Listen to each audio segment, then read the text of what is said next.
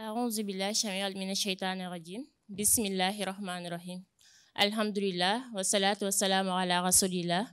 mbokk yi ñu ngi leen di nuyu di leen ziar di leen ndokkeel ci weer bu sell bi di leen nuyu islam di leen wax asalaamu aleykum wa rahmatullahi taala wa barakatuhu. di am mbégte bu baax tey daje yéen ci bés bi la xam ni opération Muur Say Cër moo ñu may occasion bi pour ñu daje ak yéen. tey nag ñu war a waxtaanee benn thème bu am solo, thème bu ñuy woowee la psychologie de l'enfant et de l'adolescent. maanaam lan mooy tolluwaayu xalaatu ndaw ak waxambaane. mu nekk thème boo xam ne c'est un thème d'actualité. déjà dañuy féliciter bu baax a baax comité préparatoire bi ñi la xam ne ñoom ñoo choisir thème bi. parce que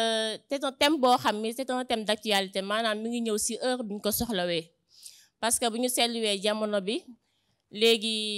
éducation bi sooxe na bu baax a baax. mbonte bi mën nañ na bari na, kersa yi wàññeeku na, teggin yi aussi léegi raar na, valeur yu bari yu ñu amoon dañoo gis ni dafa wàññeeku.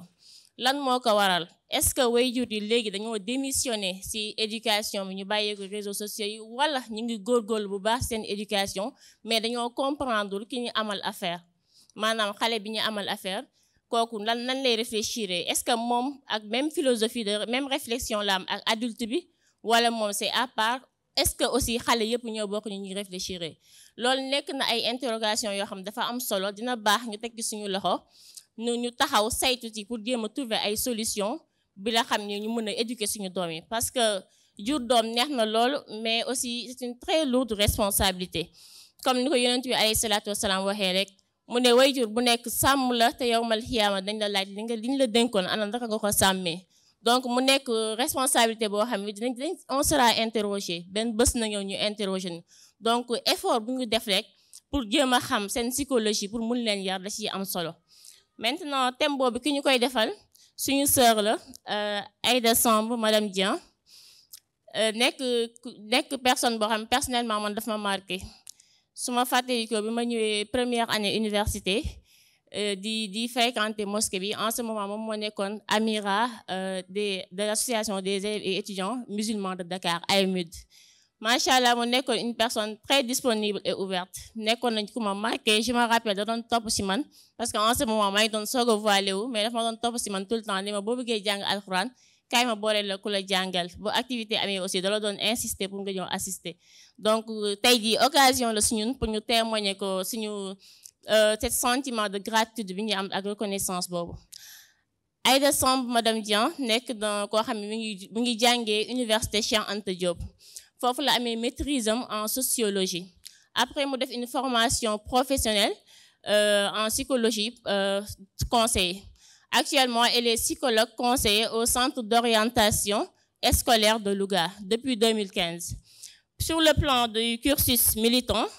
donc machallah c'est une brave dame.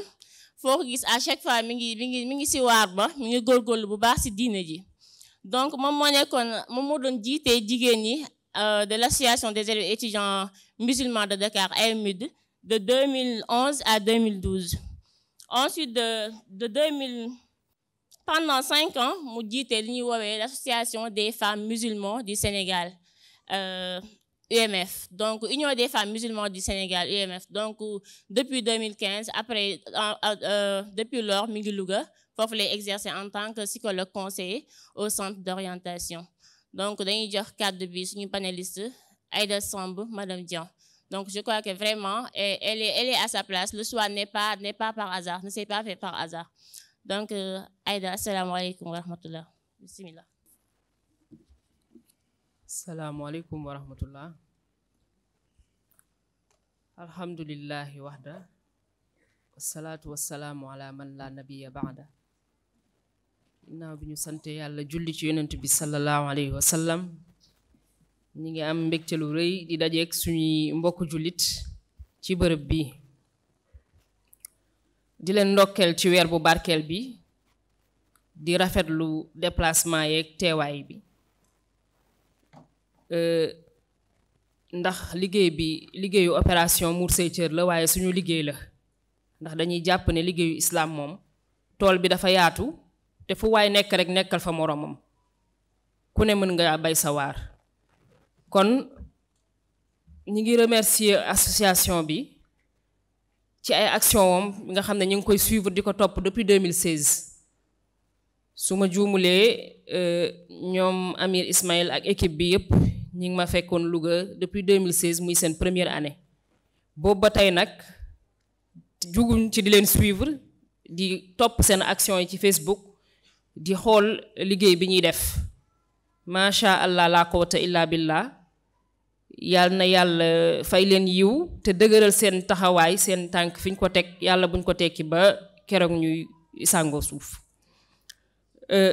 di leen ñaanal yàlla ndax borom bi subhanahu wa taala dafa wax lu am solo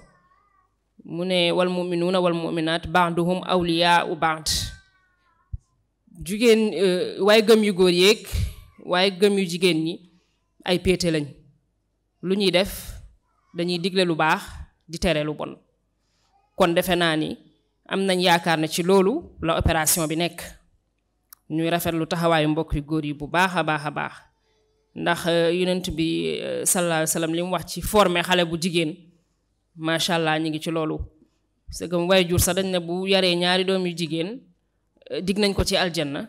ba tey bunt boobu tëjewul ci former ay jigéen ci yoonu siraatal mustaqim kon taxawaay bi rafet na ñu ngi leen di ñaanal yàlla bu ngeen ci gis seen bopp te yàlla na yàlla gis lépp ful ko ba mu kawe seen njort ñu di leen jaal mbokk yi nga xam ne ñoo fi jóge di ci jiital mbokk bi fi jóge yàggul maa ngi koy dégg caméraman bi fi nekkoon yàlla na ko yàlla yërëm xare ko aljanna li ñuy wax rek xëy na yaakaaroon na teewee weer bu tedd weer bu barkel bi waaye yàlla boolewu ko ci kon nañ ko ñaanal ñun ñi ci yàlla boole aussi yàlla defal ñu taxawaay boo xamante ne buñ ci génnee taqwa lañ ci génne yëkkati ñu ay daraja jéggal ñu suñuy bàkkaar di jaale mbokk yu jigéen yi fi jóge yépp di ci jiital suñu soppe suñu xarit suñu royukaay Seyda Zeynab Fall ak mbokk yi nga xamante ne ñoo génn àddina ci ginnaawam yépp di rafetlu invité d'honneur yi ngeen am bisub tay bi it macha allah suñuy soppe suñuy tante suñuy xarit suñu mbokk Seyda Aboubacar Sall suñu tante tan Roqe Souleymane ak tan Mam Jaara Ñang yàlla na leen yàlla saxal sàmm leen te bëril ñu mel ni ñoom rafetlu nañ seen invitation d'honneur boobu lool di gërëm ak a nuyu tamit suñu mbokk suñu tante Seyda Ndeye Fatou Fall di rafetlu liggéeyam bi ci wàllu xam-xam ak gunge mbokk yu jigéen yi ci wàllu opération bi yàlla na ko yàlla dëgëral yàlla na ko yàlla sàmm yàlla na ko yàlla fay kon daal loolu la ñuy wax ci lu gàtt di nuyu ñëpp tey kontaan torop ci thème bi ngeen choisir parce que lu am solo la te lu ñuy waxtaanee lu néew la dañuy waxtaanee thème boobu lu néew te lu mata bàyyi xel la au contraire sax dañ naan soubassement la dafa nekk loo xam ne moo war a jiitu mooy base ci bépp liggéey boo gis ndax képp ku doon mag rek nekkoon nga xale ba pare am ay xale yu ñëw nekk suñuy loxo ku nekk ci ñun tey jii boo amul rakk am nga ñees wala xale yoo xam ne ñu ngi sa suuf ñeneen ñi doon ay jàngalekat ñeneen ñi doon ay yaay ñeneen ñi bu nekkagul yaay sax du yàgg ñu doon ko kon loolu yépp daal ñun xale am na responsabilité boo xam ne am nañ ko ci jëflante ak moom bu rëy donc thème bi jëm ci la psychologie de l'enfant et de l'adolescent ñëw na ci waxtoom ndax thème bu tumuranke la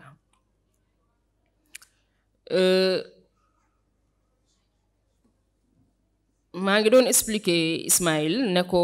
am na solo parce que psychologie de l'enfant lañ déparé woon ma ne ko am na solo ñu boole ci adolescent parce que am na ñoo xam te ne ñi ñu yor passé nañ stade enfant ñi ngi nekk ci phase adolescence te booy seetlu am na ñoo xam ne loolu sax moo leen gën a sonal donc mooy tax ñi ku ne mën cee gis boppam mais ala kulli nañ xam ne xale bi am na loo xamante ne mënul ñàkk ci moom. lan moo mënul ñàkk ci moom mooy xam ko ba pare,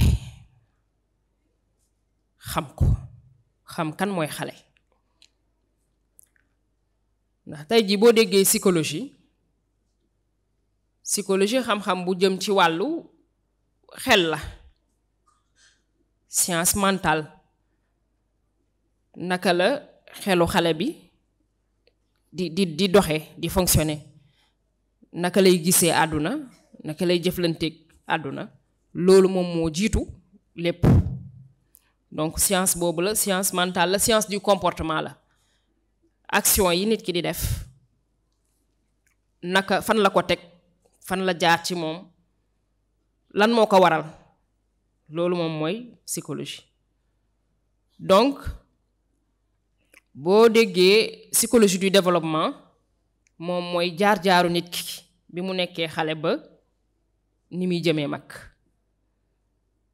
ñun ñu tànn ci xale comme ni ma ko waxee ak solo bi mu am. léegi nag boo seetloo ñun ci li ñuy liggéey nekkuñ ay spécialiste carrément boo xamante ne wàllu xale rek la wala psychologue comme ni nga koy gisee ci hôpital Fann wala nga koy gisee nu ma koy waxee centre psychiatrie bu Thiaroye wala hôpital Dalal Jàmm. parce que c'est bon de préciser, parce que ñu bari dañuy def la confusion entre ces dañuy jaawale métiers yooyu te wute na. donc déjà am na psychologue pur et dur yoo xam ne dañuy nekk ci santé mentale spécialisé wu yor seen cabinet, nga xam ne da ngay ñëw am problème wala boo nee problème mooy trouble mentaux, jafe-jafe wàllu xel ba nga xamante ne jaxase na la ba sa mbiru àddina yu bari mënatoo koo doxal ni mu waree, nga ne naa gis psychologue. donc loolu gën naa baaxoo ñu di ko fekk extérieur. donc su ma nee extérieur mooy maanaam bitim réew ñoom ñoo gën a am fréquentation di dem ci psychologue yi am habitude boobu. fii moom daanaka xamuñ leen sax ba di fa dem. donc am nañ mais taxuñ ko bari noonu. am ñu féetewoo comme ñi ma la wax ci structure yi ma lay wax nii hôpital Fann, parce que lu ci bari li tax ñu wax Fann ñu bari boo waxee Fann dañuy jàpp ne rek maanaam ñi seen xel des ñoo fay dem. or gis psychologue c'est pas dit, il n'est pas dit que sa xel dafa dem rek nga ne naa je suis obligé ma gis psychologue, déedéet. dafay fekk peut-être nga am ay jafe-jafe bëgg ku la gunge, dem nga ba sës waxtaan ak ñi nga war a waxal gisoo solution, mooy waral nga gis psychologue. donc psychologue bokkul ak psychiatre moom mooy ki nga xamante ne dafay faj xale ak ay médicaments,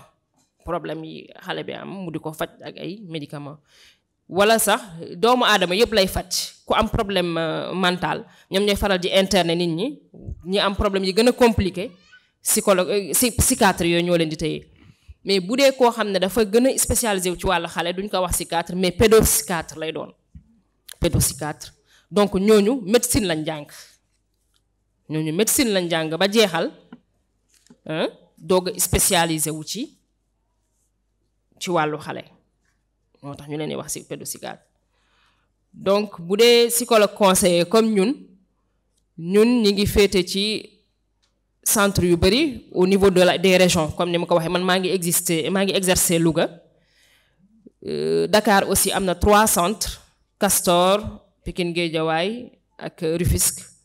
li ñu gën a spécialisé wu mooy wàllu orientation professionnelle, scolaire et professionnelle. ban métier nga war a def, xale bi ban vision la war a am, nan nga ko war a tàggatee, yan compétence la war a am ba mën a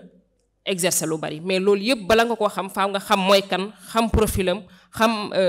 ban façon nit la pour mu mën a def choix de métier boobu. looloo tax suñu base de formation nekk psychologie bi. léegi nag te képp ku wax psychologie du développement am na wàll bu rëy boo xam ne jël na ko suñu formation, muy développement humain. te ku ne développement humain da nga jaar ci xale ba yegg si mag. kon bu ñu jëmee ci loolu li njëkk ci développement humain balaa nit kee nekk xale am na fu mu jaar. loolu fan la mooy nekk na xale nekk ci biiru waajuram foofu la psychologie njëkk a ñëwee ñu bari dañu yaakaar ne xale bi day judd ba pare nga doog a am loo def ci moom wala nanga boroom xam-xam yi gëstu nañ loolu yàgg cee wax donc la première étape mooy moment bi nga xamante ne waajuram bu jigéen mi ngi ko ëmb ci biiram précisément au 4e mois de grossesse bi mu amee 9 weer ci ëmb boobu la commencé am yu muy dégg ci biti di yëg li xew ci biiru waajuram bokkagul ak li ci biti ñu dem tuuti cœur bi commencé di battre nga xam ne ruu gi soufflé nañ ko comme ni ñu ko islam jàngale kon loolu foofu la psychologie départ ñuy xam ne kon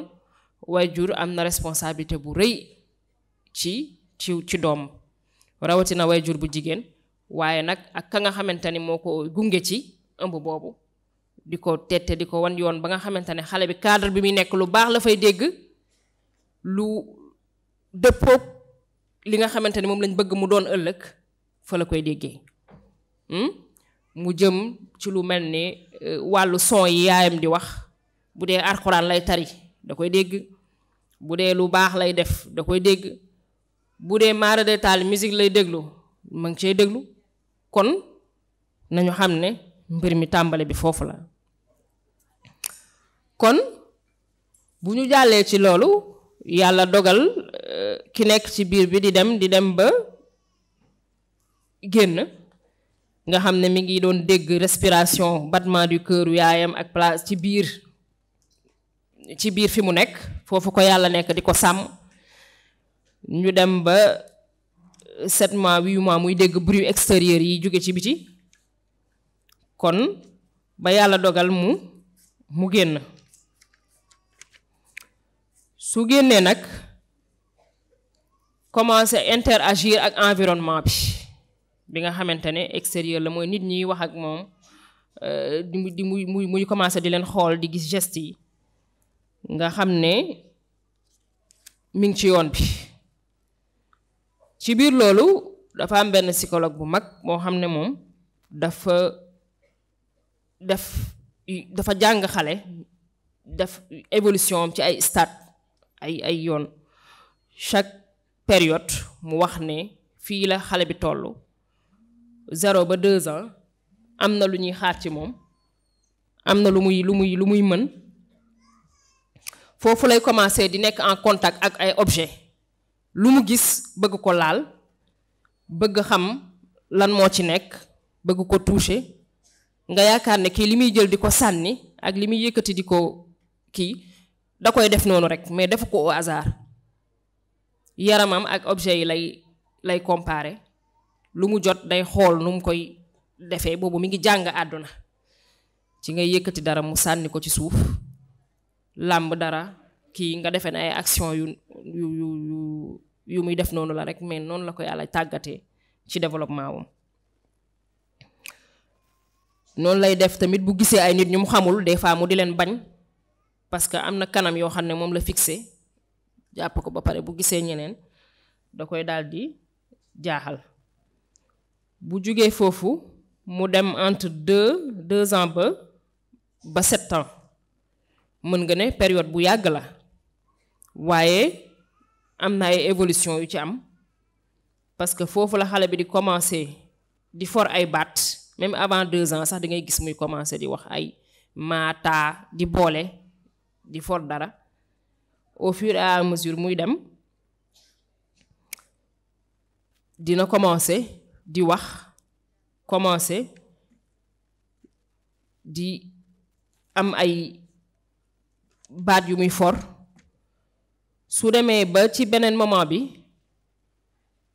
4 ans 5 ans boo ko defloowee mbir day seet ni mu ko mënee par exemple nga ne ko bâtonnet yi ma yor defaral ma ci escalier danaan la xaaral indi ko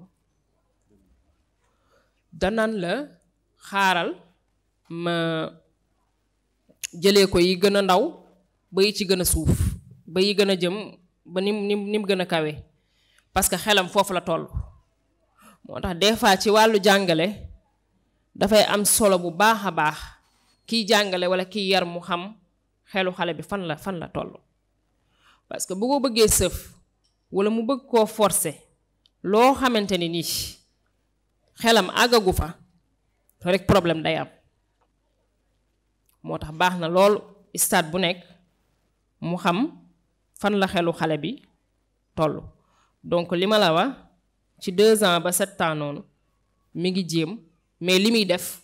munu ko jox sens day def mais munu ko jox sens parce que xel mi tolloogul foofu. léegi nag bu ñu yeggee ba 7 ans foofu la ñuy woowee l'âge de la raison comme le tubaab naan l'âge de la raison quand l'enfant a 7 ans et perd ses dents. lii ma lay wax nag na nga am benn représentation bul doon ko figé fixe ne mbir yépp ñi lay tëddee ndax yàlla des fois mu def ci xale yoo xam ne la ngay xaar foofu ñoom avant sax commencé nañ mel noonu balaa ngay ñu yegg sa temps commencé nañ di liggéey loolu yàllaa koy def mais stade yooyu bi ñu xoolee xale yi li ci ëpp loolu lañ gis ci ñoom maanaam loolu lañ seetlu. léegi nag foofu war na am lu mu leen bàyyi loo xel man bi ma ko jàngatee ba gis 7 ans ñu ne lu ci bari ci la xale bi di dugg daf maa yóbbu fu sori ndax li yonent bi sallallahu alayhi wasallam wax ne booy jàngal xale di ko sant julli na doon à partir de 7 ans. kon loolu ñoom biñ defee seen recherche gis nañ ko waaye ka nga xam ne moom yàllaa koy wax yu moom xam na ni moment boobu la xale commencé xàmme moo tax ci nga koy sante julli. donc moom mooy âge de la raison foofu lay commencé di manipuler ay objets di mën a gën a avancer ci li nga koy sant di ko gën a comprendre loo ndax sànq bi nga ne ko defalal escalier dafa jël ay bant yu ndaw tegal la nii jël bant yu mag yi tegal la mais bu yeggee foofu sañ na nag léegi mën la defal escalier yu baax parce que âge bi commencé na ñëw commencé na nu ma koy waxee xam-xam bi mi ngi commencé leer. donc loolu nag day dem ba 7 ans ba 12 ans parce que xale moom il vit à l'instant tey lay dundee lu mu xam moom la xam lu mu gis objet yi lu mu gis ci loolu la mën a basé wu lu mu gisul lijjantiwu mooy la phase des opérations concrètes lu concret nga ko mën a wax mu xam ko bu concret wul mënu koo xam. donc loolu day dem ba 7 ans ba 12 ans léegi nag xale bu yeggee ci phase adolescence mooy à partir de 12 ans jëm kaw foofu lay mën a xàmmee nga xam ne boo ko tegalul sax li muy gis dina la mën a réfléchiral ba génneel la ci ay résultats foofu jóge na dans la phase des opérations concrètes dem dans l'abstrait. suñ nee abstrait mooy loo mënta teg sa bët nga ne ko expliquer ma wala defal ma dissertation wala loo xalaat ci lii mu doog a mën a di la indil ay raisonnement di xalaat mais loolu boo ko bëggoon def loo xale bu ndaw bi du ko mën parce que xelam yeggul foofu. looloo tax ñiy def programme xale yi dañ koy basé ci psychologie de l'enfant et de l'adolescent dañuy xool xale bi instant bi lan la àttan ak lan la mën ci loolu lañuy basé seen programme. kon ñu xam ne daal phase yooyu am na te phase yooyu nekkul lu fixe li tax nekkul lu fixe mooy ni ma la ko waxee sànq xale yi dañoo wute waaye am na li nga xamante ne dañ koy woowee sax laay wax très petite enfance boo nee très petite enfance mooy xale yi ñu yóbbu crèche 2 ans ba xawma 1 an 2 ans ba 3 ans sax sañ nga ko. des fois da ngay gis ñu ne leen très petite section ci jardin yi loolu moo am très petite enfance boobu boo ci jógee yaa ngi dem petite enfance mooy 3 ans ba 5 ans 3 ans ba 5 ans loolu petite enfance la boo jógee foofu yaa ngi dem ci li ñuy wax grande enfance moo lay jëmale 5 ans ba 7 ans ba 9 ans 10 ans kooku xale bu dëgër la nekkatul tout tànk léegi boo demee 12 ans jëm 16 ans loolu nekkagul jànq bu dëgër wala waxambaane parce que des fois jeunes yi la ñuy woowee noonu mais xaw ma nag terme tubaab beeg olof bi des fois doo xam lan lay tombeel mais nekkagul waxambaane dëgg-dëgg bu dee jigéen bu dee góor maa ngi jégalu bu dee jigéen doo xam xaw ma njege maar nu muy toll nag loolu xam ban nuñ koy natable mais daal xoolal âge yi ma la wax nga xam ne am na très petite enfance grande enfance ba nga dem li nga xam te ne mooy adolescence waaye jàppal lu am solo moom mooy toppatoo xale ak wan ko yoon dina nekk loo xamante ni dafay jël ñetti domaine ñetti mbir psychologie xale pour nga xam ko faaw nga jël en compte 3 domaines ñetti mbir yooyu bi ci njëkk moom mooy le domaine biosocial bi nga xamante ne day jëm ci wàllu physique yaramu xale bi changement yi nekk ci moom croissance am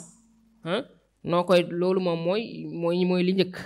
taille poids bu demee ba adolescent am puberté yooyu beneen bi nga xalaat le domaine cognitif wàllu xel ak xalaat ak ni muy intelligence am li muy créer ni muy jëlee ay décision loolu moom mooy ñaareelu domaine bi ñetteelu domaine bi yaa ngi am le domaine psychosocial moom mooy lépp lu jëm ci wàllu émotion ay yëg-yëgam ay sentiment wam ñetti mbir yooyu moom mooy li nga xam ne moo ëmb xale te boo ci bàyyi rekk dina am lu manqué xaw ma ndax dégg ngeen li ma wax wàllu yaram bi wàllu xel mi mooy mémoire apprentissage xam-xam le domaine cognitif 3e élément bi moom mooy le domaine psychosocial affectif yëg-yëgam n'est-ce pas émotion yi li muy sentir ñetti mbir yooyu ngay jël mais nga xam ne xale bi nag moom it dundul moom kase dundul moom dong fa muy dundee am na environnement ba nga xam ne moo ko wër te il ne peut pas vivre en dehors de cet environnement là su jàllee li nga xamante ni moom mooy domaine yooyu ma la wax dina am famille boo xam ne moo ko accueillir famille bu mu nekkal famille boobu am na lu bari lu muy def ci moom interaction yam moo tax li ñuy wax loo xale bi ak liñ koy defloo yépp parent bi war na di ko suivre ak di ko contrôler parce que am na lu bari lu muy def ci moom bu weesoo mbirum famille bi jaar-jaaram waaleykum salaam wa rahmatullah jaar-jaaram mooy histoire am ak culture aada yeeg cosaan yi bul def lii bul def laa demel nii demel naa moo xam dëppoo na ak diine wala dëppoowul ak moom loolu it am na impact boo xam te ne au niveau social da koy def ci xale bi beneen bi mooy au niveau économique dëkkuwaay bi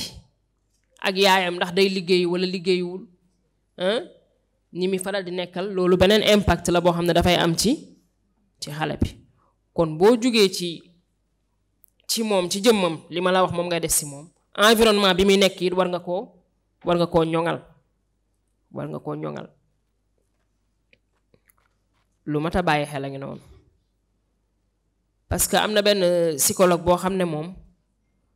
ku siiw la ci ñuy jàngale léegi sax ci wàllu méthode yi ñuy jàngalee xale dañuy inspiré wu moom ci moom lu bari mooy ku ñuy wax Maria Montessori baa ngeen dégg la méthode Montessori Maria Montessori moom dafay wax ne xale bi développement wam naturellement yàlla dina ko gérer moom dina màgg ni mu war a màggee comme ni mu évoluer ba toll ni mu toll waaye yow miy jëf ci li nga war a jëf ci environnement bi ko wër nga war a agir fexe ba li ko wër doon environnement bu mucc ayib bu sain mu doon lu jafe nag ndax ku ne xam na dëkk bi ñu nekk ak yi mën a fëkkaate gi wër waaye nag waajur bi moom war na fexe ba bu bëggee psychologie xaleem ñoŋ muy bàyyi xel environnement boobu nga xam ne mooy wër xale bi.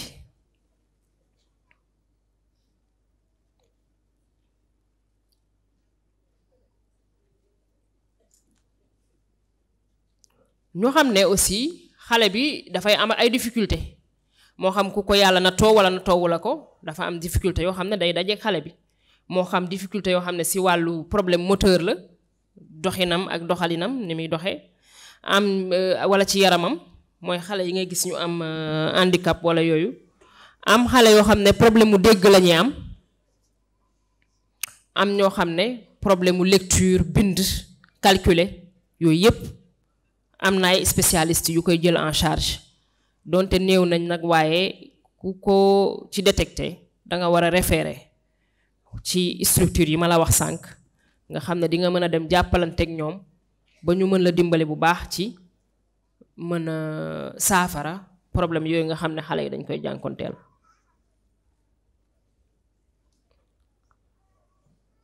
léegi nag dafa am benn mbir bu am solo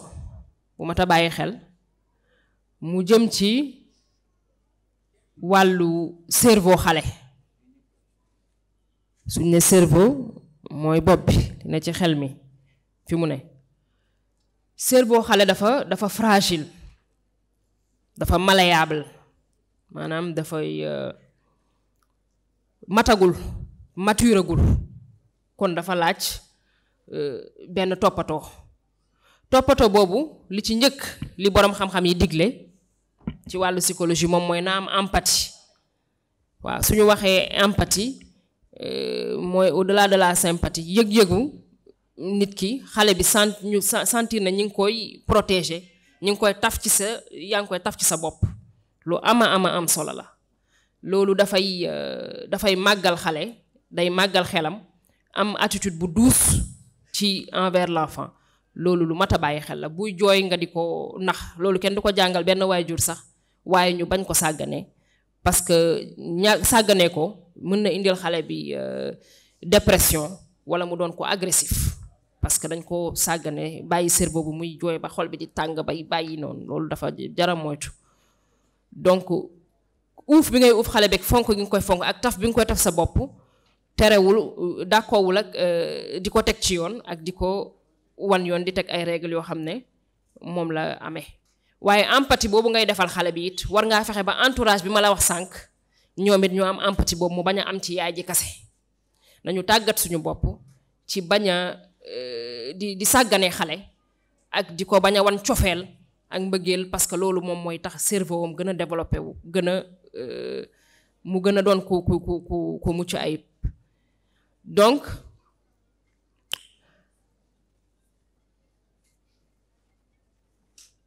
am na ay boroom xam-xam yu wax ne xale bi boo koy encourager notamment ku ñuy wax Joan Lobby danaan xelam day gën a poussé am na lu nekk ci cerveau bi ñu koy woowee hippocampe day gën a florissant day gën a développé wu waaye su fekkee ni da nga koy maltraité ak di ko yuuxu ak di ko gëdd hippocampe boobu nekk ci cerveau bi dafay commencé wàññeeku day wàññeeku te hippocampe boobu moom mooy tax nit ki di fàttaliku mooy tax xale bi di am ay souvenir loolooy waral xale bi 3 ans ak 5 ans li passé woon moom du ko xam xale bu ndaw noonu li passé woon yu bari boo ko waxee bi ngay am 2 ans ak yooyu mënu ko xam parce que boobu hippocampe bi développé wul bu màggee tuuti ba 6 ans 7 ans 5 ans lay mën a fàttaliku yi passé woon mais su fekkee ne xale bi mi ngi koy maltraité hippocampe boobu day wàññeeku day stressé ba pare day tax ay capacité d'apprentissage am bloqué wu dootul mën a jàng du mën a jàng kon stress mooy li gën a bon ci xale mag ñi ñooy toog naan damaa stressé mais souvent ñun dañuy stressé xale yi si te duñ ko yëg nañ leen di stressé ci ay kàddu ci ay doxalin yoo xam ne nekkul lu neex def nañ erreur ñu gëdd leen xas leen saaga ba ñoom surtout ci ñuy jàngale parce que stress dafay bu yàggee dafay yokk am na lu ñuy wax ci cerveau bi taux de cortisol te loolu moom mooy waral xale bi di dem ba ragal amygdale bi mooy développé bi nga xam ne moom moo yor le centre de la peur xale bi day dem ba ragal te bu xasee ragal moom jàng mi day daal di sooxe facteur de blocage la donc suñu bëggee am ay xale yu nangoo jàng faaw ñu rafetal jëmale ci ñoom taxawaay bu rafet dalal seen xel ak seen xol ba ñu mën a jàng donc am na nag mbir mu am solo surtout ci jigéen xam naa ne duñ ko jàngale parce que ñu ci bari ay yarkat lañ ay jigéen lañ ay yaay lañ mais maternité dafa wuute ak maternage maternité yàllaa koy def mooy maye njaboot mooy maye doom waaye maternage mooy consoler bi ngay consoler xale bi defal bi nga koy defal taf bi nga koy taf ci sa bopp encouragement yi nga koy jox loolu mooy tax cerveau bi ni ma ko waxee sànq di développer mooy tax muy jëm kanam donc lu mata bàyyi xel la kon ni ngay toppatoowee sa yaram santé ñu ci bari buñ nee santé rek dañuy yaakaar ne santé wérgu yaram la yam waaye santé mentale booy seet sax moo ëpp solo mooy wérgu yaramu xel parce que xel mi bu wérul cër yi duñu wér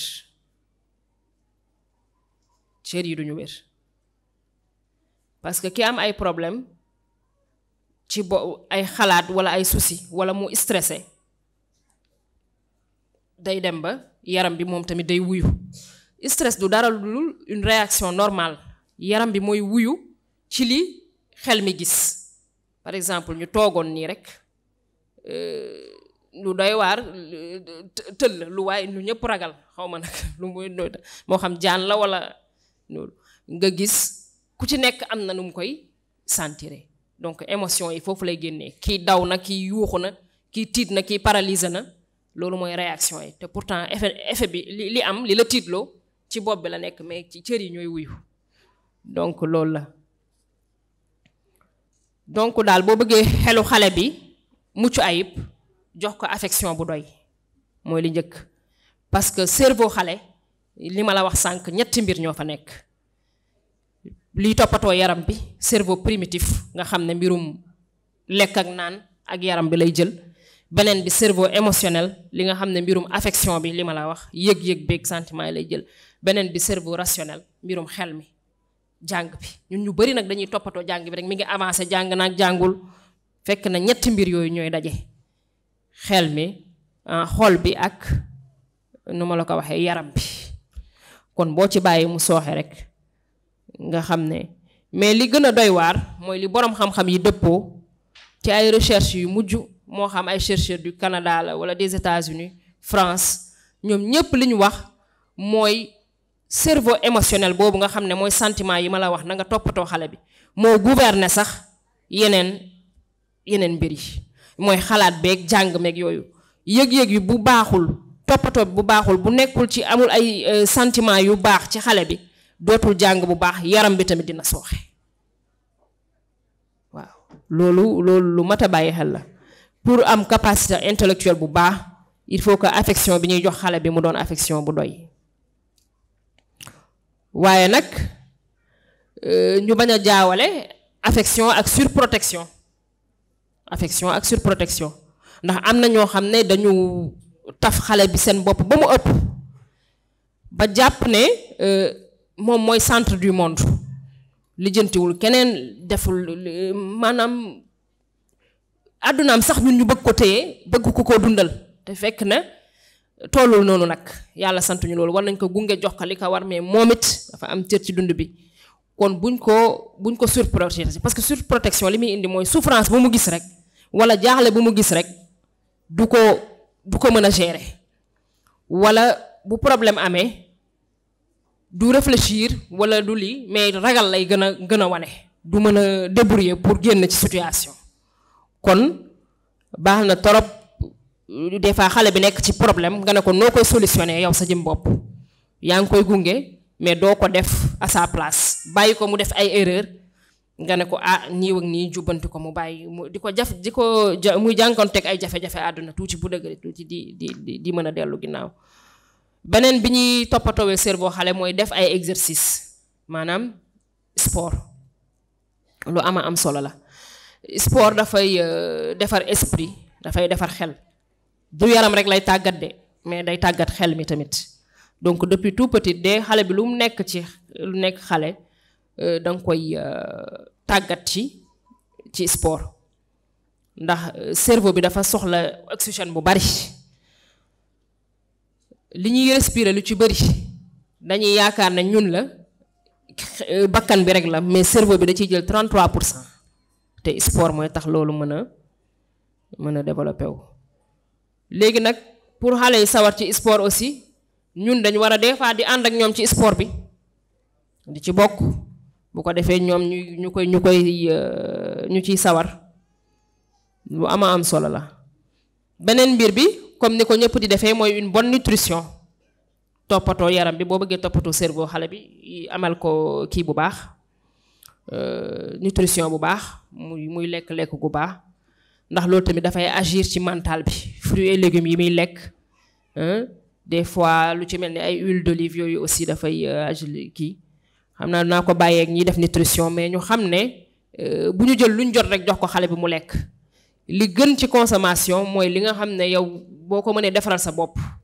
def ci ay fruits et légumes moom mooy li gën ñu bañ a tayale loolu. donc beneen mbir bi mooy di ko contrôler ak di ko moytuloo stress nga xam ne bu jafe-jafe amee dina ko mën a dékku.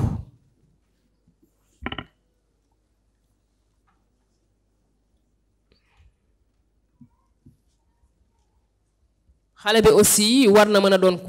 ku sopp ku ñuy yëngal muy bokk ci ay activité di bokk ci ay programme di dem sport wax nañ ko léegi activité extra scolaire bañ a ko topp ci jàng kase loolu dafa baax ci féexal xolu xale beeg xelam ak jëmale ko kanam. beneen mbir bu am solo bu ñuy tëjee ci wàllu xale mooy mbirum fo xale yéen ñi yor ay école maternelle wala ñiy jàngale kayar ñoo ma gën a xam ne xale mënoo dugal dara ci boppam lu dul ne danga koo jaarale ci fo donc loolu moom boroom xam-xam psychologie yépp dëppoo nañ ci. am na psychologue boo xam ne mi ngi fii sax Dakar ñu koy wax Ibrahima Giroux am na formation bu ñu doon defal dafa nañu l'enfant ne joue pas il travaille xale li muy def nga defe ne day foowul day liggéeyam la. ñu xam ne kon programme bi nga yaakaar ne yaa ngi jàngal xale bi mu duggee CI wala feneen programme bi mi ngi tàmbale depuis maternelle 2 ans 3 ans yaa ngi koy jàngaloo science muy laal ay objet di def suukar muy seey di def ay expérience di dugg naan loolu muy découvrir noonu loolu moo koy màggal mooy tax mu am ay capacité. kon daal 0 ans ba 6 ans xale bi war na di jouer lu baree bari ba pare jeu yooyu sax mooy tax yenn saa yi muy sori tablette yi ak numérique bi nga xam ne moo la jël ñëpp ci jamono mën na fa jàng lu bari mais des fois bu amee ay jeux pratiques dina tax mu pousse loolu tuuti nekk en manipulation avec les objets ci loolu lay jàngee lu bari. malheureusement nag suñu société bi wax dëgg yàlla jouer moom xaw na fee tumuraanke torop. man xaw ma nag peut-être fi may liggéeyee en tout cas école maternelle yi ma visité fa ma nekk ci Louga lu ci bari am nañ manque de matériel fi ma dem manque d'outils la ñuy jooy te xale mënoo liggéey ak moom sans outil sans matériel lu ci ëpp parce que dañ ko deful suñu yitte ku ci nekk yaa ngi seet say projet bopp lan laay def lan laay wut lan laay am xaalis su ma amee xaalis yi laay jënd lee laay def mais est-ce que ay jouets pour xale jouets yu adapté ñu ngi ciy sonn di ko wut pour di tàggat xelu xale yi ak seen nekkin. tey jii jamono neexul gis naa fi façon natt bu nekk waaye natt jouet man mosuma ko dégg xalaatuñ ko sax parce que loolu mais moom mooy tàggat xale bi de divers kii nag façon jeu yu bari loolu moom moo koy tàggat nañ ci bàyyi xel bu baax a baax a baax a baax jar na sax dem ba yegg ci ay centre yoo xam ne xale yi dañ fay dajee di jouer yenn kii am fa ay matériel yeneen yi nag sa kër nga am ko fa en fonction de l'âge de l'enfant âge bi mu toll li mu soxla mu di ko tàggat parce que orientation future bi muy am dès le bas âge bi mu nekkee xale foofu boo amee seetlu sax di nga gis am na lu ko gën a yitteel nga naan man de sama doom mbirum santé mbirum toppatoo nit mbirum laal nit day seetlu naa ko boo seetloo tubaab ñoom dañuy observer te ñun observation boobu dafa des xale bi ci ni muy jëflante ci nga koy xool am koo xam ne nee naa la santé ko neex keneen ki mbirum bricolage mécanique nga bàyyi ko testewaat ko ci leneen ainsi de suite ci loolu ngay xamee ay compétence am léegi keneen ki ñuy tëjee moom mooy adolescent bi moom moo jaaxal ñëpp ci ñenn ñi parce que dafa quitter phase enfance te nekkagul mag adolescence mooy li ci diggante bi nekkatul xale waaye nekkagul mag ba pare moom day revendiquer ne mag la léegi loo ko wax mu ne la bàyyi ma parce que léegi man mag laa xam naa li ma war xam naa li may des or maturagul noonu mu koy revendiquer dese na lu bari donc parent bi foofu war na am benn position taxawaay bu mu war a demee mooy du ko bàyyi ci lu ko neex ndax ñu bari noonu la ñuy def mujj gi affaire bi ëpp leen doole ñu daal di koy bàyyi man daal naa ko bàyyi ak papaam wala nijaayam na ci wax wala man daal mi ngi may bëgg a jaaxal donc adolescence des fois mu teel lool commencé à 11 ans wala 12 ans des fois mu yéex tuuti ci yenn xale yi ba jëm ay 16 ans 17 ans ba 18 ans ça dépend mais alhamdulilah am na xale yoo xam ne dañ koy dund sans problème ni ñuy wax puberté changement am na seen yaram fii ñi ngi màgg mais sonaluñ kenn ñi ngi koy gérer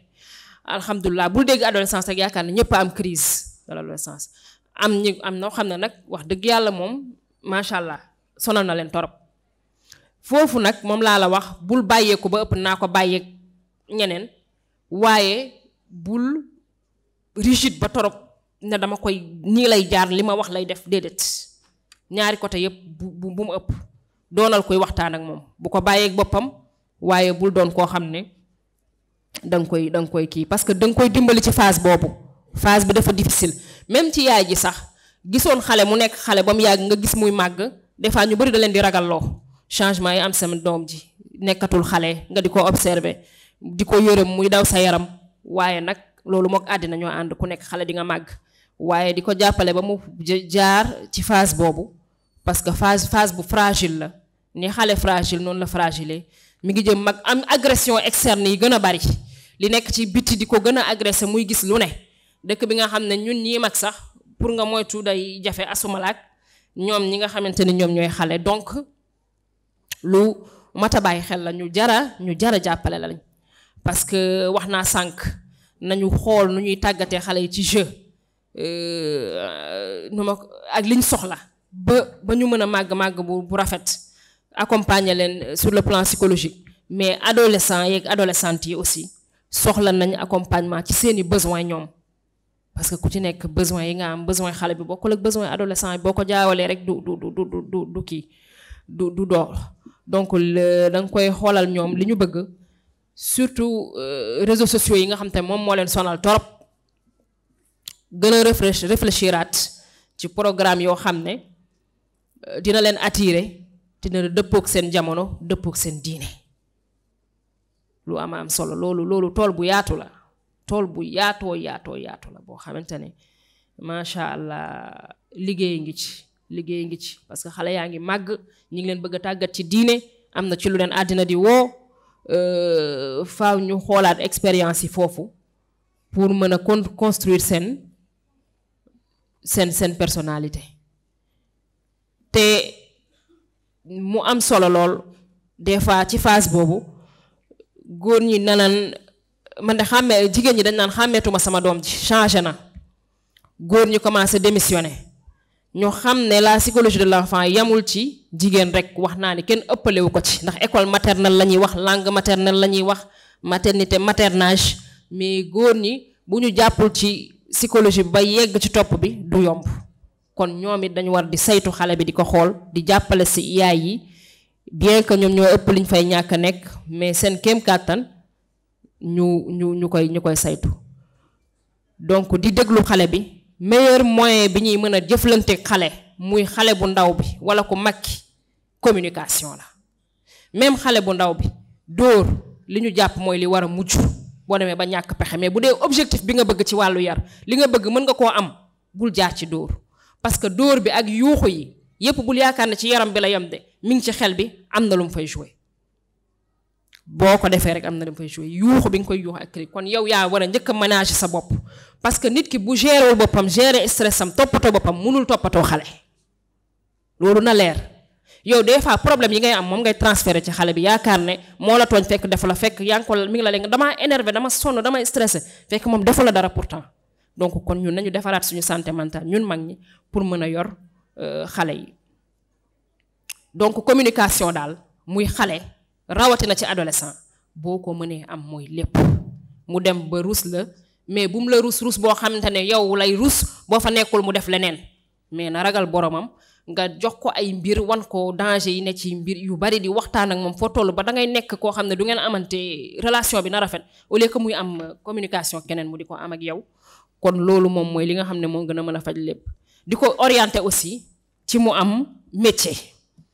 di xalaat lan mooy projet d'avenir am loolu su ko adolescent bi amee rek dina tax mu sawar. Il faut qu'il se projette ban kii la am ban compétence la am lan laay defi ëllëg loolu lu baax a baax lu am solo. Ci loo xam ne day tax xale bi sawar lu may doon yan métier yan formation et cetera ak lan laa mën fan laa mënee di ci gëstoog moom. Léegi nag enfin li ñuy tëjee mooy boo demee ba xam ne lii jaaxal na la ñaanu yàlla kenn yegg ca amaana lii ñu wax buñ ci kiiwee mu lool nga daal di wut ku la dimbale référé ci ñi nga xam ne ñoo la tane pour ñu jàppale la. Kon daal ñi ngi jéggalu ci kàddu yi di wax ne lii lu néew a néew la ci lu bare ci buntu boobu di ñaan mu doon benn tàmbali rek yoo xam ne gëstu yi dina ci gën a yaatu outils yi gën ci yaatu li ñuy jàppale xale yi ak adolescents yi yëpp gën a jëm kanam. ñu ngi remercier waa opération bi yëpp di leen wax jazakumullah xayran soxna Ndeye Fatou. Jazakillah xayran soxna Aïda Samb madame Dieng macha allah thème bi am na solo développé na ko fi ñu ko doon xaaree. Donc temps bi daf ñu xoj ñu essayer tënk li mu wax mais gis nañ ni wax na ci juróomi point. Premièrement essayer nañu expliquer lan mooy la psychologie de l'enfant. Deuxièmement mi ngi ñuy wax les différentes étapes yi la xam ne moom mooy moom la psychologie de l'enfant di commencer. boo waleen dégluwee bu baax mi ngi commencer depuis bi mu nekkee ci biiru yaayam. Donc pour dire que ku jigéen ki bu wannee loolu war na ci bàyyi xel bu baax a baax lu muy def comme acte wala lu muy déglu wala comme ni la médecin yi di waxee ni da nga war a lekk lu am vitamine fer et cetera noonu aussi ci psychologie bi ci lay jouer moo xam yow wax yi ngay génnee sa làmmiñ moo xam li ngay déglu donc da nga ci bàyyi xel bu baax souvent ci ambiance boobu ci lay màggee. Mais aussi sur wax na les différents éléments yoo xam ne dafa am solo ci li ñuy woowee la psychologie de l'enfant. Bokk na ci xale bi da nga ko war a valoriser da nga ko war a war ni da nga ko bëgg parce que souvent dañoo tàmm di yuuxu xale yi wala di ko xasee benn lii par exemple sa bopp bi dafa ngande sa bopp ngande bi souvent xale bi loolu daf koy jàpp daf koy affecté day dex bu demee sax ci xaritam yi dafay nangu ni moom mooy ki la xam ne bopp bi dafa ngande wala moom mooy ki la xam ne dafa nulaax wala moom mooy ki la xam ne dafa ñaaw lu tax parce que depuis kër ga ñu ngi ko tàmmaloo loolu donc loolu lay waral su màggee du am benn estime de soi il aura toujours tendance muy dellu ginnaaw parce que dafay jàpp ni moom nekkul kenn par rapport aux autres te loolu waajur yi dañ ci war a jouer rôle bu important di valoriser les enfants mais aussi di leen déglu fii malheureusement on n'a pas cette habitude li ñuy xam mooy xale duñ ko déglu alors que xale dafay am ay besoins récemment sama benn sœur mi ngi ma koy expliquer moom surveillante la ci école mais nee na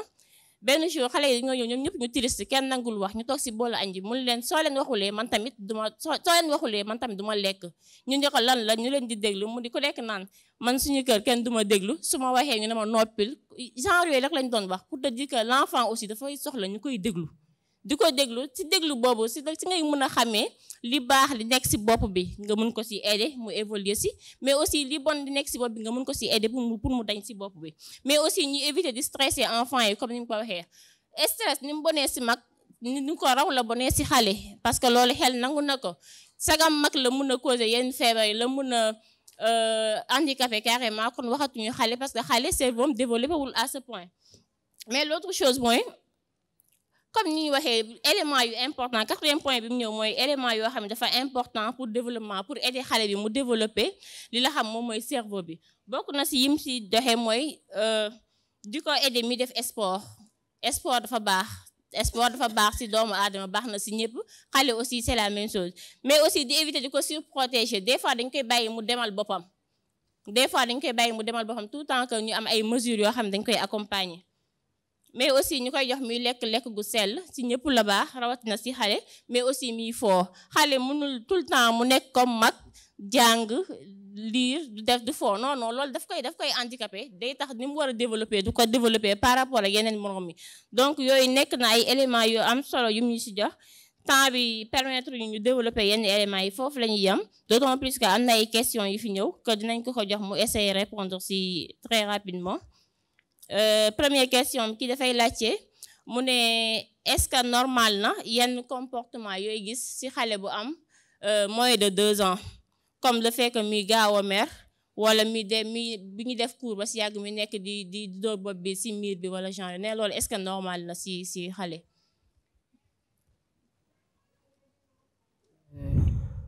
alhamdulilah waaw gaaw a mer de moom jaaxaluma mais dóor bopp bi ci miir bi moom trouble la waaw loolu war nañ ko xool de léegi nag lu ñuy xool la rek bu xam origine du trouble lan moo ko waral donc loolu ak ay outils la ko psychologue bi di tester mu interagir ak moom. Effectivement donc souvent yenn gestes yu anormal yooyu boo ko gisee 2 ans c'est vrai que mënul wax. donc bu nekk di vérifier soit am na lu koy metti wala mi ngi ñaan dara joxuñu ko muy jéem a xaru des fois mën na arriver ci 2 ans mais souvent da ngay essayer xool lan moo waral acte boobu noonu bu fekkee gis nga ni temps normal la dara mettiwu ko mi ngi nekk dans une bonne ambiance mu jékki-jékki mu def ko loolu moom xam nga ni c'est un trouble psychiatrique carrément maintenant comme ni mu ko waxee da ngay dem xool psychiatre bi wala le psychologue bi en tant que tel. Deuxième question bi mi ngi laajte ndaka la ñuy def ba xam comportement yi la xam ne normalul ci xale. waaw comportement yu normalul ci xale am na xale yu sedd am ñu gën a yëngatu mais xale moom fu mu nekk dafa war a xale bu toog ne nemm loolu ñii jàngale ma ko gën a xam surtout rawatina récréation wala moment xaritam yi di foo mu toog croiser les bras loolu nekk na comportement bu normalul loolu benn la ci. waaw kon dégg ngeen ko c'est ça xale bu sage bu yaru baaxul dafa feebar souvent li ñuy bëgg mooy xale bi du jooy tout le temps day toog benn place tëdd du jooy loolu c'est anormal loolu feebar la xale bu sage c'est pas bon en tout cas dafa war di bouger muy def yenn bêtises yi nga koy corriger loolu mooy li normal mais boo xam ne dafa toog tout le temps lekk mu lii surtout à un certain âge loolu ça doit alerter da war na dem consulter médecin. Troisième question mu ne ban effet le téléphone yi mën na def ci xale yi am 1 à 2 ans. teel na de 1 à 2 ans teel na malheureusement nag bon ñun addiction aux écrans moom léegi xale bi bu juddee sax léegi nee nañ ci biiru yaayam sax lay commencer miin tablette yeeg numérique bi mais teel na torop 3 ans sax dañ naan teel na asuma la ak 1 ak 2 ans. donc foofu te li ma leen wax sànq rek alternative yi mooy jouer yi bu ñu bari woon daal pare intéressé leen mënoon nañ ci dimbali ci loolu waaw. effectivement teel na trop et des études ont montré que xale buy jël téléphone tout le temps wala écran mu koy fixé non seulement ça va inhiber maanaam dafay limiter li la xam moom mooy le développement du cerveau mais aussi cet enfant plus tard dafay am problème visuel. Par exemple une étude a été faite récemment aux États-Unis dañoo gis ni xale bi tout le temps à la maison dafay yor téléphone bi mi ngi ci écran bi di jouer mais une fois bu demee à l'école maternelle dafay fixer benn endroit il ne bouge pas day fixer rek benn endroit il ne bouge pas et effectivement lorsqu'on a fait le suivi première étape on a diminué le contact ak téléphone bi ñu dem di ko diminuer progressivement ba arrêter ko et avec le temps maintenant elle s'est repris donc pour dire que déjà dafay inhiber le développement du cerveau parce que on a besoin d'autre chose que de fixer écran mais aussi sur le plan des yeux bët yi aussi daf koy léser donc loolu moom te malheureusement c'est un phénomène souvent dañuy gis xale muy jooy pour nga calmer ko la première chose da nga koy taalal jeu bi teg ko après jeex na mu yaru nekk di jouer mais c'est pas bon pour son cerveau ni pour les yeux. Quatrième question mu ne ban âge moo normal pour adolescent à partir de ban âge dañuy woowee adolescent. waaw am na ñuy teel a dugg ci adolescence parce que comme ni ñu ko diine jàngale jigéen bu gisee baax daanaka ko mën nañ ko considérer adolescent te ñi koy teel a gisuma ko nag mais dégg naa ne am na ñu koy gis à 9 ans waaw dégg naa ko donc kooku déjà dugg na ci adolescence ñeneen ñi 11 ans 12 ans jëm kaw donc loolu la ko tubaab yi kii. beneen question kii dafay laajte lan mooy provoquer crise d'épilepsie ci xale. donc waaw boobu c'est plus d'ordre médical. justement crise d'épilepsie loolu feebar la boo ko gisee ci xale da nga war a dem consulter le médecin. maintenant nag cause yi ko mën a joxe bari nañu en fonction de médecin yi boo ñëwee naam ay analyses yu mu def wala ay examen yu ñuy woowee EMG pour vérifier le cerveau c'est en fonction de ça moom la mën a wax lan mooy étiologie bi des fois am na crise yu ñuy woowee les crises d'épilepsie idiopathique maanaam gisuñu lan mooy étiologie bi amul cause donc souvent loolu il sera dañ koy mettre sous traitement naam ay garab yu muy jël muy def rendez-vous avec le temps yàlla mën na def mu disparaître comme mën na ba nga nekk le cas donc pour vous dire que étiologie maanaam cause yi bari nañu mais des fois aussi cause mën na ci bañ a am. mu ne toujours ci crise d'épilepsie mu ne selon la tradition maanaam traditionnellement est-ce que mën nañ ko faj. traditionnellement lan la ci namm. bon je sais pas xaw ma lu mu ci namm mais loolu la laajte mu ne selon la tradition est-ce que c'est possible de soigner. peut-être faju olof yi lay bëgg a wax.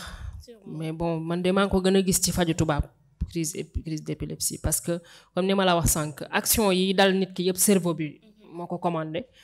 donc foofu la ñuy xool à quel niveau la kii fa la ñuy agir d'habitude c'est les psychiatres qui interviennent parce que psychologue du joxe médicament psychiatre mooy joxe médicament mooy interné mooy faj yooyu donc psychologue outil lay wut jël rek ak waxtaan ak am objectif ak yow nga jóge fi nga nekk ba jëmale la fi nga xam ne foofu bëgg jëm loolu moom mooy rôle psychologue ci comportement yi lay agir. léegi moom mi ngi laajte mu ne par rapport ak seen domaine. est-ce que am na ay centres yoo xam ne dañuy mën a accueillir xale yi ak waxambaane yi les enfants et les adolescents. bon centre ado de dinaa koy gis centre ado mais néew na aussi taxu ko bari des fois di nga gis ñu ne la demal centre ado wala ay fàtte beneen kii bi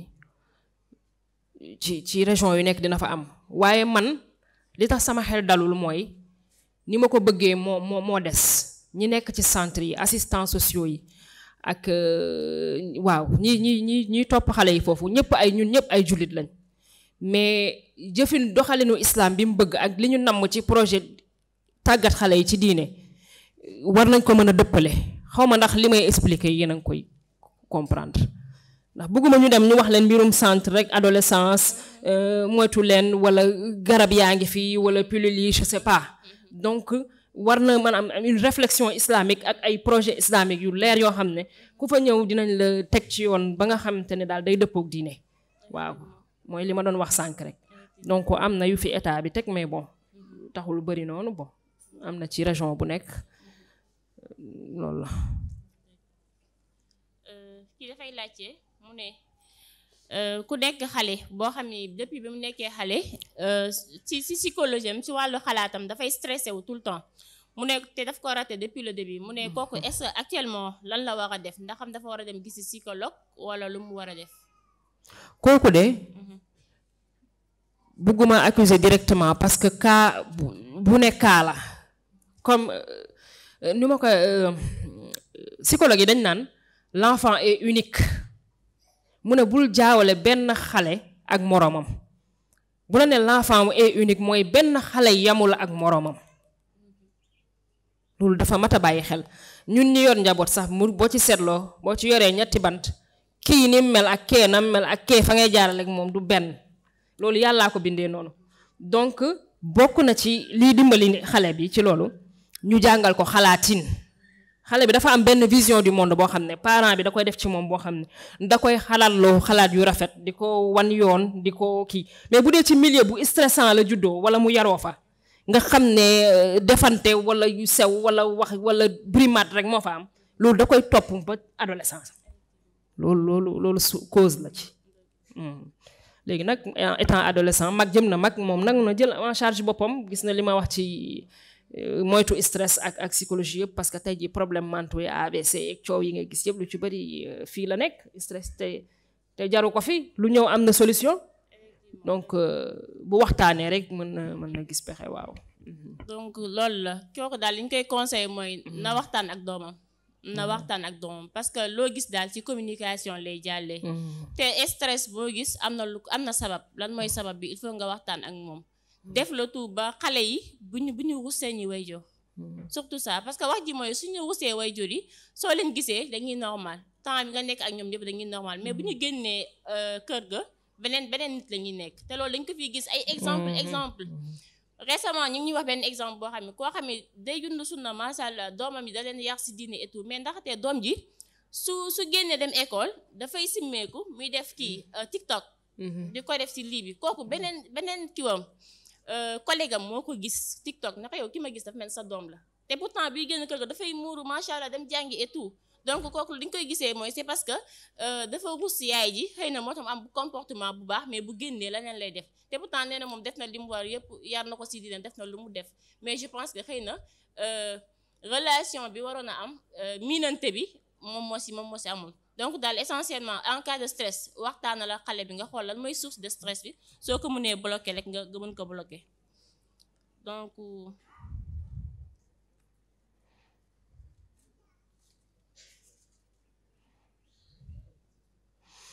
mooy question bi day ñëw si loolu rek mu ne dafa jox doomam éducation bu baax mais seetlu na ni ak entourage bi moom dafa changé dafa am mauvais entourage ñi ko wër daal nekkul bu baax léegi moom pour en tant que yaayam lan la war a def je pense que moom mooy question bi ñu wax moo ñëwaat c'est que question boobu moom laay wax rek mbirum adolescent yi métti na torop ci ñi nga xam ne ñi ngi góorgóorlu ci sunna waaye yàlla nañu yàlla wan yoon di nga ci gis ñu bari ñoo xam ne ci sunna lañ yaru ñu yar leen ci depuis le bas âge loolu rek lañ seen environnement seen kër loolu rek moo fa nekk mais bu ñu génnee influence bi bëgg nañ jiin yi seen morom yi sol ñu sol ci bëgg nañ li ñuy def ci TikTok bi musique yi ñuy déglu ñu déglu ko foofu tamit ñàkk a gëm sa bopp am na fa tuuti am na fa ci xale bi du tuuti sax am na fa lu bari parce que confiance en soi bu tollee fenn fi bu dëgër këng leneen lu keneen di def yow du la yitteel parce que li ngay def dina la doy léegi nag foofu liggéey bu métti moo fa nekk ba tax ne moom laa lay wax xale bi gis yaayam ak ñàkk koo gis lay yemale parce que boromam lay teg ci kanamam donc loolu na jàppalanteeg mbokku jullitam yi bu waxtaanee geneen mbokku jullit yi amaana ñu gisal ko ci yoon parce que situation bu ñuy gis lu bari la ci xale yoo xam ne des fois yar nañ leen ci diine mais biti bi këf leen ndax biti bi tamit yombul de ñun mag ñi sax dañuy yàllaa ñu dimbali ñu xam fi ñuy teg suñu tànk ak sóoraale suñu borom mais agression bi ci c'est pas évident agression bi ci surtout ci réseaux sociaux yeeg xaritoo yeeg yëpp faaw nga dëgër pour mën ko affronter. waaw dafay lekk ndax mun na jox doomam ay poupée ay jouets yoo xam ni dañ leen def sous forme de nit wala ci animaux rabal. loolu maa du borom xam-xam yi ci wax nag borom xam-xam diine yi. mais bon. mu ne kii dafay laajte xale boo xam ne dafay mën laaj question dafa mën a laaj nee na kooku nan la war a réagir ak moom. loolu defe naa du ci wedde rawatina nag boo demee ba muy laaj moom fekk na sonn na tas na gisul dara lu dul nekk ci yeneen dafa am âge bu xale di laajee yu bari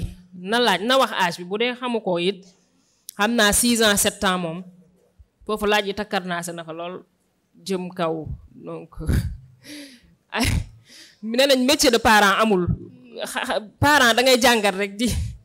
wut ay stratégie mais loolu daf ci toll nag daf ci toll. te loolu sax lu baax la. xale buy laaj c'est parce que dafa bëgg a xam.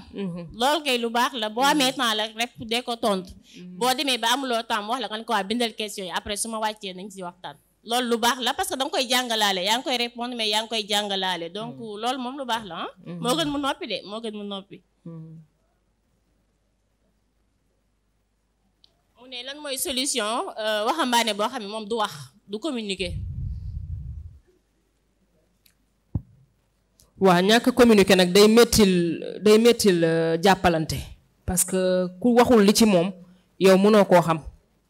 ku dul wax li ci moom mënoo koo xam mais foofu man li ma koy conseiller mooy mu seet keneen koo xam ne peut-être bu waxee ak moom dina ko wuyu moo xam ci moromam yi la wala ci keneen koo xam ne dina ko rus wala centre d'intérêt am kooku waxambaane bi adolescent bi wala jeune bi parce que am na adolescent am na jeunes adultes les jeunes adultes c'est ceux qui ont 20 ans 22 ans donc nekkaguñ adulte carrément mais ñi ngi ci jeunesse bi bon donc loolu ñoom bu gisee koo xam ne centre d'intérêt li ko neex li ko yitteel mooy li ma la doon wax sànq ci projet am li ko neex ci àddina xëy na ku ci waxtaan ak moom dina la wuyu waaw bon yooyu daal la xëy na sujet yi ñu koy wax moo ko intéressé wul on ne sait pas parce que cas bu ne cas la mais communication moom mooy lépp waaw. donc c'est ça te genre yooyu dee leen génne comme boo amee temps libre liggéeyoo week-end bi àndal ak ñoom nga génn parce que bu ñuy yàgg di toog noonu di ñu wax moom mooy dem ba ñu développer li ñuy woowee autisme mu nekk ay autisme donc loolu c'est à éviter moo tax bu ñu dul wax dee leen xiir suñu dem di waxtaan ak seen xarit wala ngay ànd ak ñoom dem plage wala genre yooyu surtout boo liyee waaw ndeykat foofu doguma la sax mais lu am solo la loo xam ne xaw ma daa wax naa ko ci développement bi sànq mais sortie yi moom buñ ko dee mën a encadrer di ko amal solo muy dëppoo nga xam ne duñ fa def ay caaxaan sortie lu am solo la ci xale waaw ndax xale mënul tëju tamit tout le temps tëju bi nga mën yow toog benn place rek la sa bopp xale beeg jeune bi mënu ko faut que ñuy génn donc nañ xoolaat génnin bi mais mi ngi noonu daal donc géej la question yi jeexul mais temps bi moo ñu xoj dañoo war a continuer wéyal programme bi donc dañuy jox Soxna Aïda madame Dieng mu jox mot de fin après ñu teg incha allah macha allah waaw newoon naa leen lu tuuti la ci lu bari doyaluñu waaye yàlla na ci ay action topp action yu am solo yu dëppook diine te loolu il faut une concertation acteurs yi liggéey yépp ci wàllu éducation war nañ boole seen doole ñi koy def bitim réew ëppale wuñ ñu xel ëppale wuñ ñu xalaat du xale tubaab moo am xel xale africain amul xel boo gisee réalisation des fois yi xale yi di def ci Facebook yi di jël ci ay moto ay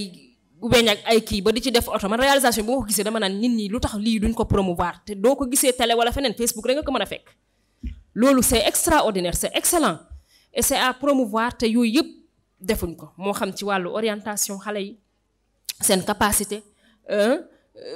tàggat leen gunge leen bu ñëpp nee yàcc du sotti donc il faut que ñu gën a boolewaat suñuy doole ci côté xale ak adolescence yi jot na parce que pauvre na torop ci suñu réew mi ci domaine boobu waaw des na lu bare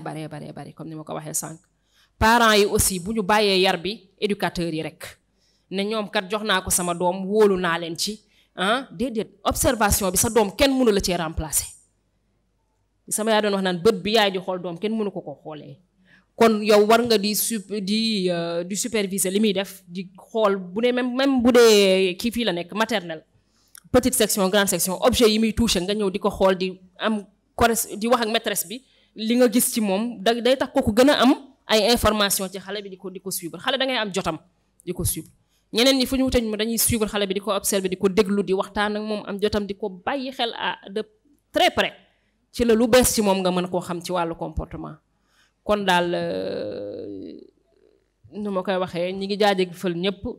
di ñaan yàlla daal ci barke weer bi yàlla wan ñu yoon te tàggat suñu ndaw yi ñu tege ci siraatal mustaqim